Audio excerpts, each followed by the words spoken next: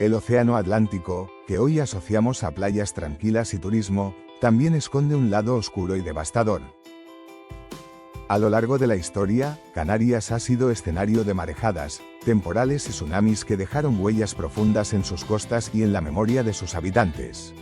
Algunos confirmados por la ciencia, otros transmitidos por la tradición oral, pero todos forman parte de un relato inquietante, el de un mar capaz de destruir en cuestión de minutos lo que tardó siglos en construirse. Uno de los episodios más documentados ocurrió en 1755, tras el Gran Terremoto de Lisboa, un seísmo que devastó la capital portuguesa y se considera uno de los más mortales de Europa. Las crónicas cuentan que el maremoto generado por aquel terremoto alcanzó buena parte del Atlántico, y las Islas Canarias no fueron una excepción. En Santa Cruz de la Palma, por ejemplo, el mar se retiró repentinamente y luego regresó con furia, causando graves daños en el puerto y arrastrando barcos tierra adentro. Imagina la escena, los isleños observando cómo el mar se retiraba de golpe, dejando al descubierto el fondo marino. Muchos, sin comprender lo que iba a ocurrir, se acercaron a curiosear. Minutos después, una enorme ola arrasaba la costa. Aquel fenómeno sembró pánico, porque nadie podía explicarlo con certeza. Para algunos era un castigo divino, para otros un aviso de la naturaleza. El tsunami de 1755 también afectó a Lanzarote y Fuerteventura. Se sabe que en Arrecife el mar entró con tal fuerza que destruyó almacenes y embarcaciones. La magnitud del desastre fue tal que durante años quedó grabado en la memoria de los canarios como la Gran Ola. Hoy, los geólogos han confirmado que ese tsunami alcanzó varios metros de altura y que Canarias estuvo en la ruta directa de su impacto. Pero no fue el único. Otro episodio ocurrió en 1761, cuando un terremoto en las Azores generó un maremoto que también llegó a Canarias. Aunque fue menos devastador que el de Lisboa, se sintió en varias islas y provocó que muchos pescadores abandonaran temporalmente la costa por miedo a nuevas olas. Estos recuerdos colectivos reforzaron la percepción de que vivir en Canarias, en medio del Atlántico, era vivir expuesto a fuerzas imposibles de controlar. No solo los tsunamis de origen sísmico marcaron la historia. Las marejadas provocadas por grandes temporales también han dejado huella. En 1957, por ejemplo, un temporal histórico azotó Tenerife y Gran Canaria. En el puerto de la Luz, en Las Palmas, las olas alcanzaron tal altura que destruyeron parte de los muelles y hundieron varios barcos pesqueros. En Tenerife, el mar invadió parte de Puerto de la Cruz, dejando calles inundadas y casas dañadas. En 1984, otra marejada golpeó fuerte en Garachico, un pueblo que ya había sufrido la furia del mar siglos antes, cuando la erupción de 1706 sepultó su puerto bajo la lava. En esa ocasión, las olas destruyeron el muelle y dejaron imágenes impactantes de un mar que parecía querer recuperar lo que antes había perdido. El caso de Garachico es especialmente curioso. Este pequeño municipio tinerfeño es uno de los lugares donde más se han sentido los temporales y las marejadas. Su ubicación frente al Atlántico abierto lo convierte en blanco directo de la fuerza del mar.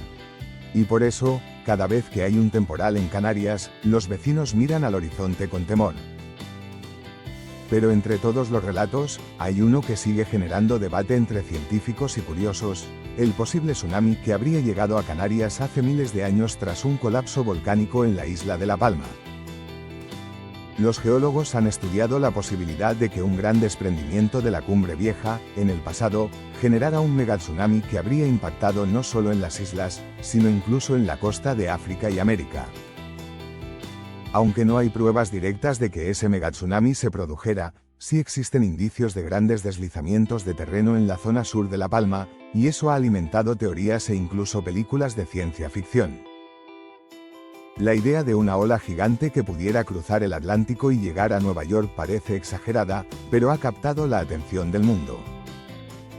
Más allá de las hipótesis, lo cierto es que Canarias vive bajo la constante posibilidad de sufrir tsunamis.